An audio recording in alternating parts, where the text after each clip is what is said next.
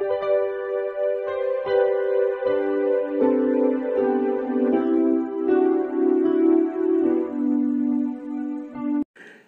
Students, প্রথমেই UK educational টিপসের পক্ষ থেকে তোমাদের সকলকে স্বাগত জানাই। First semester environmental studies suggestion হিসেবে আজকে যে ভিডিওটি দেওয়া হয়েছে তোমরা লক্ষ্য করো এবং তৈরি করে নাও। সকল ইউনিভার্সিটির বিএ, বিএসসি, বিকমের প্রত্যেক স্টুডেন্টসকেই এই ভ্যালু অ্যাডেড কোর্সে পরিবেশবিদ্যা সাবজেক্টটা পড়তে হবে এবং পরীক্ষা দিতে হবে। এই পরিবেশবিদ্যা তোমাদের কম্পালসারি সাবজেক্ট, অর্থাৎ আবশ্যিক বিষয়। আজকে পরিবেশবিদ্যার উপর যে প্রশ্নোত্তরগুলো আলোচনা করা হয়েছে সেগুলির প্রত্যেকটি ভেরি ভেরি ইম্পর্ট্যান্ট। অতএব স্টুডেন্টস, তোমরা ভিডিওটি শুরু থেকে শেষ পর্যন্ত প্রতিটি প্রশ্নোত্তর গুরুত্ব সহকারে লক্ষ্য করো এবং তৈরি করে নাও। সঠিক উত্তরটি নির্বাচন করে লেখো, অর্থাৎ এমসিকিউ, মাল্টিপল চয়েস কোশ্চেন। প্রথম প্রশ্ন হচ্ছে, নিম্নলিখিত যে স্তরে জীবমণ্ডলের অস্তিত্ব লক্ষ্য করা যায় না তা হলো। তাহলে এখানে বায়ুমণ্ডল, শিলামণ্ডল, বাড়িমণ্ডল, গুরুমণ্ডল। তাহলে যে স্তরে জীবমণ্ডলের অস্তিত্ব লক্ষ্য করা যায় না তা হলো গুরুমণ্ডল। অতএব অপশন ডি হচ্ছে সঠিক অ্যান্সার। নেক্সট প্রশ্ন, বায়ুমণ্ডলের যে দুটি গ্যাস শতকরা 99% স্থান দখল করে রেখেছে তা হলো। তাহলে 99% স্থান দখল করে রেখেছে নাইট্রোজেন এবং অক্সিজেন। অতএব অপশন বি হচ্ছে সঠিক অ্যান্সার, নাইট্রোজেন এবং অক্সিজেন। নেক্সট, বায়ুমণ্ডলে নাইট্রোজেন ও অক্সিজেন গ্যাসের অনুপাত হলো। বায়ুমণ্ডলে নাইট্রোজেন ও অক্সিজেন গ্যাসের অনুপাত হলো 4:1। অতএব অপশন এ হচ্ছে সঠিক অ্যান্সার, 4:1। 4 নম্বর, শিয়াল দ্বারা পৃথিবীর যে অংশ গঠিত তা হলো। পৃথিবীর কোন অংশ গঠিত? হচ্ছে মহাদেশ। অপশন সি হচ্ছে সঠিক অ্যান্সার। নেক্সট 5 নম্বর, নিম্নলিখিত যে গ্যাসটি সমুদ্রের জল শোষণ করে না তা হলো। তাহলে গ্যাসটা কি? গ্যাসটা হচ্ছে নাইট্রোজেন। অপশন ডি হচ্ছে সঠিক অ্যান্সার। এবার 6 নম্বর, যারা নিজেদের খাদ্য নিজেরা প্রস্তুত করতে পারে তাদের বলা হয়। তাদের কি বলা হয়? তাদের বলা হয় অটোট্রফ। অতএব অপশন সি হচ্ছে সঠিক অ্যান্সার, অটোট্রফ। পরবর্তী প্রশ্ন, মাদার অফ পার্ল বায়ুমণ্ডলের যে স্তরে দেখা যায় তা হলো। বায়ুমণ্ডলের কোন স্তরে দেখা যায়? Troposphere, stratosphere, mesosphere. এই স্ট্র্যাটোস্ফিয়ার স্তরে দেখা যায়। অপশন বি হচ্ছে সঠিক answer. 8 number, international institute for environment and development. International institute for environment and ডেভেলপমেন্টের প্রতিষ্ঠাতার নাম হলো। প্রতিষ্ঠাতার নাম হচ্ছে বারবারা ওয়ার্ড। অতএব অপশন বি হচ্ছে সঠিক অ্যান্সার, বারবারা ওয়ার্ড। নেক্সট 9 নম্বর, 2024 সালের হিসাব অনুসারে ভারতে দারিদ্র্যসীমার নিচে বসবাসকারী মানুষের সংখ্যা হলো। মানুষের সংখ্যা হচ্ছে এখানে 24.82 কোটি। অতএব অপশন বি হচ্ছে সঠিক অ্যান্সার। 22.82 হবে না, 24.84 হবে না, ওই সঠিক অ্যান্সার হচ্ছে অপশন বি। এবার 10 নম্বর, যে রাজ্যে দারিদ্রতার হার সর্বাধিক সেটি হলো। বিহার, পশ্চিমবঙ্গ, মিজোরাম, উত্তরপ্রদেশ। এই উত্তরপ্রদেশে হচ্ছে কি দারিদ্রতার হার সর্বাধিক।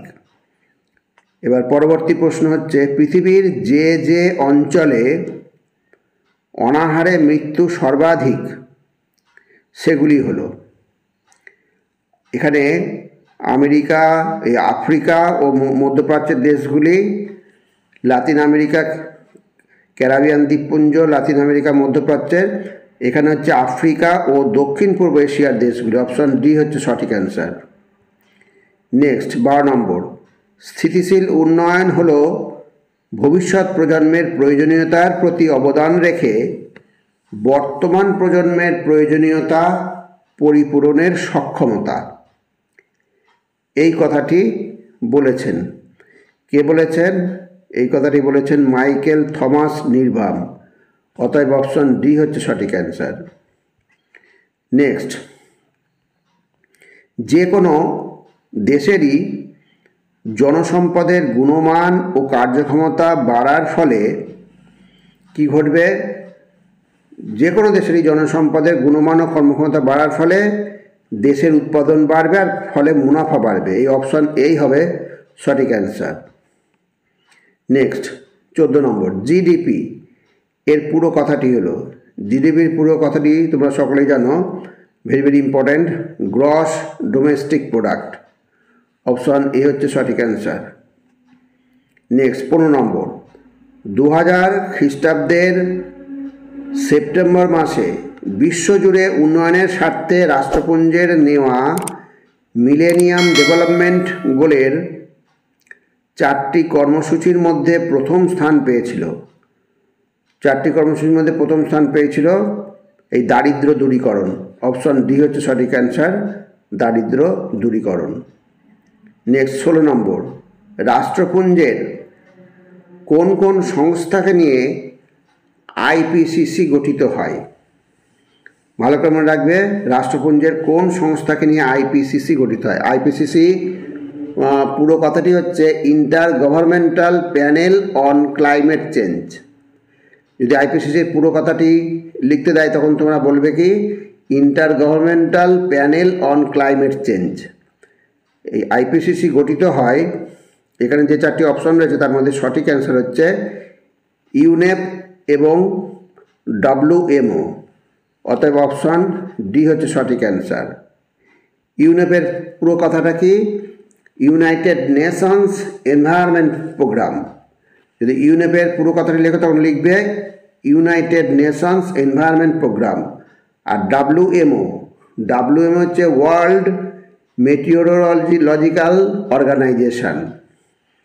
এবার নেক্সট 17 নম্বর, এক সন্তান নীতি পরিকল্পনা গ্রহণ করা হয় কিসের উদ্দেশ্যে?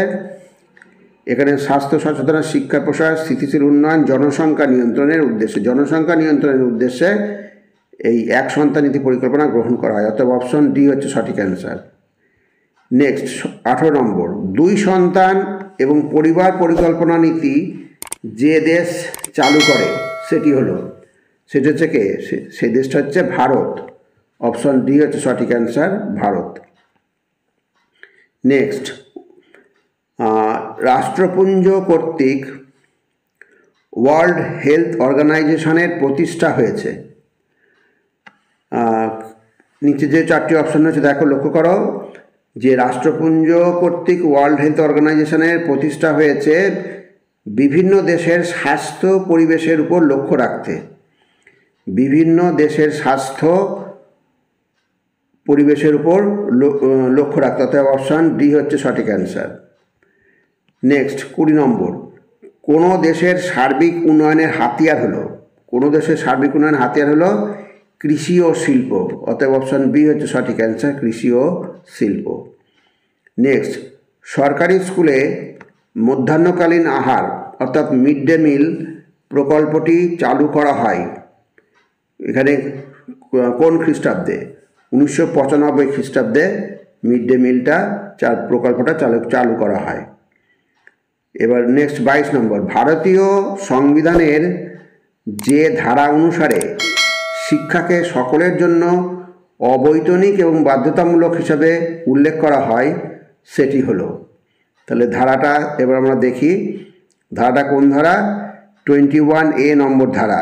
অতএব অপশন এ 21 নম্বর ধারা, 45A নম্বর ধারা হচ্ছে 45 নম্বর ধারা। অপশন ডি হচ্ছে সঠিক অ্যান্সার, 45 নম্বর ধারা। নেক্সট প্রশ্ন, রামসার সম্মেলন অনুষ্ঠিত হয় কত সালে?